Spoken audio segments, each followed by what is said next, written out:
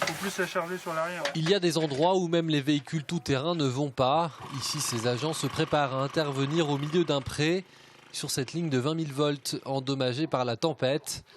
Mais comme dans la plupart des cas, ça n'est pas le vent directement qui fait de la casse, mais des éléments environnants comme des branches d'arbres ou des projectiles.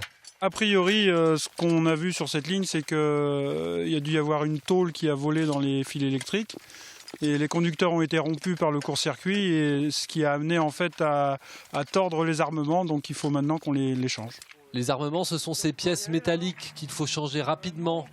En tout, en Vendée, sur l'ensemble du territoire, on dénombre 8 coupures sur le réseau 20 000 volts et une quinzaine sur le réseau basse tension, qui ont tout de même impacté pas loin de 3 000 usagers, qui pour la plupart ont très rapidement retrouvé du courant. Le but, donc, dès que la tempête passe, c'est de manœuvrer le réseau 20 000 volts avec les télécommandes dont on dispose. Ça nous permet de manœuvrer depuis Nantes, depuis l'agence de conduite régionale, le réseau pour réalimenter le plus vite possible un maximum de clients et pour limiter l'emprise des pannes. Et puis ensuite, dans un deuxième temps, on intervient avec les équipes sur le terrain pour procéder aux réparations. Avec des vents de 100 à 110 km/h, cette perturbation n'a rien d'exceptionnel pour ERDF, qui procède à ce genre d'intervention assez fréquemment.